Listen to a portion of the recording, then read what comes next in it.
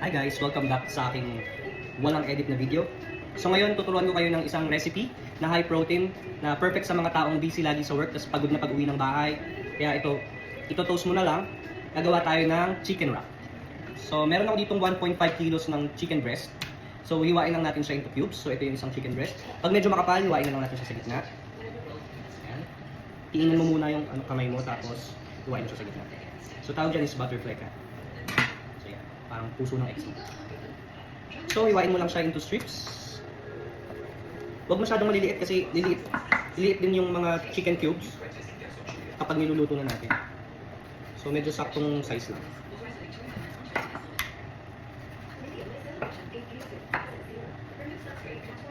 So, tulad nga ng sinabi ko, ito yung isa sa mga recipes na madali, tas high protein. Pwede rin sa mga nag-gym dyan. Tsaka yung mga kita ko dyan na nagzuzumba. Shout out, Tita Aileen. Shout out sa nanay ko, Nanay Gigi. At sa tatay ko, Tatay Mario. Happy lang kayo dyan ha, huwag magpapastress. Okay. So yan, hiwain lang natin siya into cubes.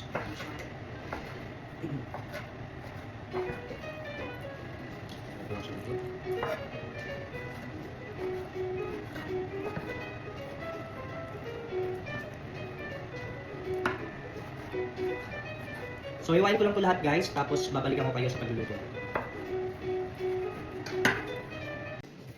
Okay guys, so pagtapos natin hiwain ng cubes yung ating mga chicken, imamarinate natin sila sa half slice of lemon. Ibigay mo lang dyan, pwede rin lime or calamansi kung meron kayo. Tapos, salt and pepper. So, depende na rin sa panlasa nyo kung gaano karami. So, mas gusto namin yung maraming pepper para medyo may anghang. Tapos, salt. Tapos maglalagay din tayo ng onion powder. So dapat malinis yung kamay nyo para pwede nyo na rin haluin habang nilalagay nyo yung mga spices na gusto nyo. So onion powder. Maglalagay din tayo ng garlic powder. So halo-halo lang para ma-absorb na lahat ng flavors ng ating mga spices. So gusto ko yung maraming garlic powder para mga Pinoy gusto ng mga garlic flavor. At maglalagay din tayo ng smoked paprika.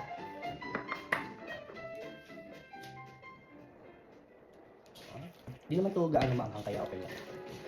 Kahit ganyan yun. Okay, so imamarinate lang natin to for about 30 minutes. Tapos pwede na natin siyang lutuin lang.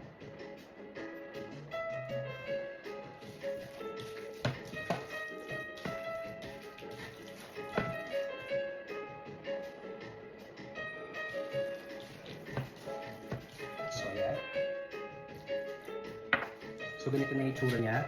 Lagay ko muna siya sa ref for 30 minutes at lutuin na rin natin siya mamaya. Nice! Ngayon magluluto tayo ng high protein recipe. So ito ay chicken wrap. So nag-prepare ako ng 1.5 kilos of chicken breast. Kinat ko lang siya into cubes or diced. Tapos i-marinate ko lang siya with salt and pepper, smoked paprika, onion powder, and garlic powder, and also half slice of lemon.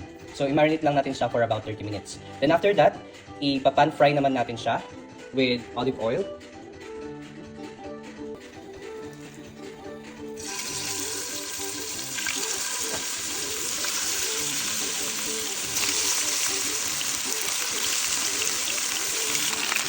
So yan guys, pan-fry lang natin siya for about 2 minutes on each side.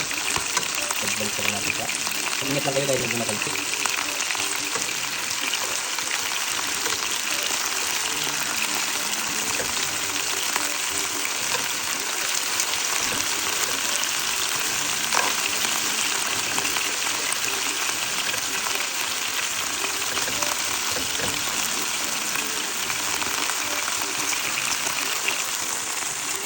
Ngayon na palang buhay mga kamatis namin. May nakuha na ako. Konti.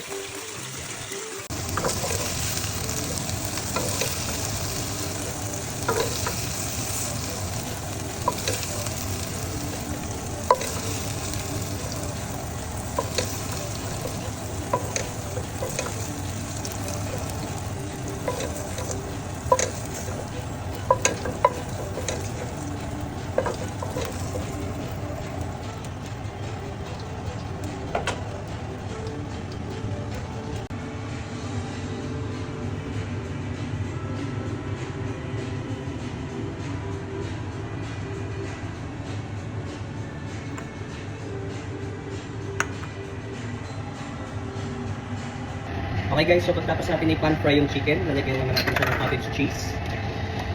So high protein ito. Ilalat ko na siya.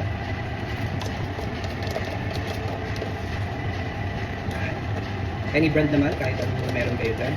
Or kahit anong cheese na meron kayo dyan, pwede nyo. Tapos maglalagay din ako ng yogurt. So ang gamit ko is Greek yogurt na diet lang.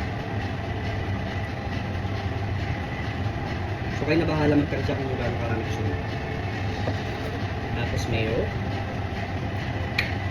Sarado pa.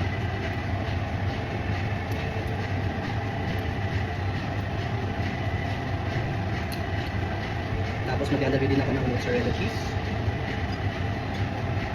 Tapos extra onion. White onion yung meron ako kaya mas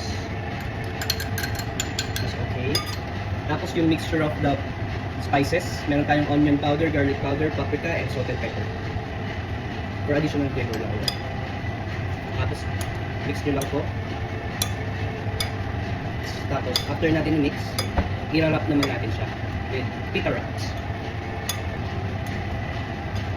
So perfect tong recipe na to para sa mga laging on the go. Kasi pwede nyo siyang i-freezer.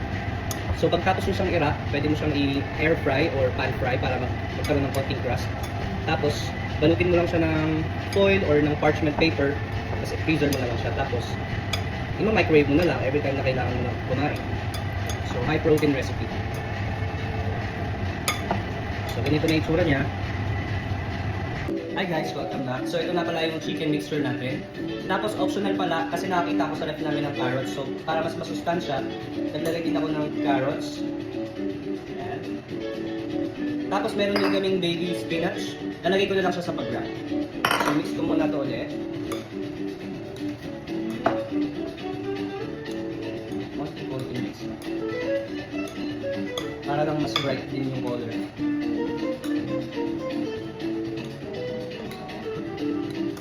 So yan. Tapos meron tayong wrap, pita wrap. Kahit anong pita wrap na meron kayo or mabibili sa grocery nyo. So kung meron yung mga pang diet, high protein pita wrap or less fat. Yan. So ilagay ko lang ito ng chicken. Tapos lagay na baby spinach. Gusto nyo. Mas masustansya. Tapos, ilalak mo na siya. So, fold mo lang sa dalawang gilid. Tapos, fold mo dito sa harap mo.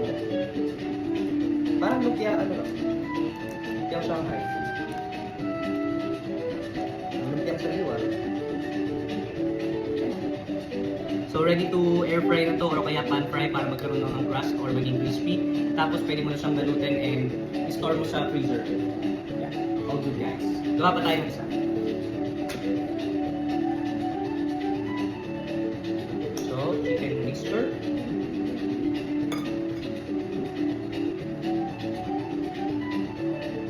Store yan. Tapos, baby spinach.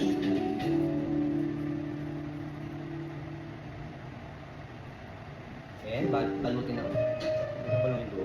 Para na. Dalawang gilid. Ulit.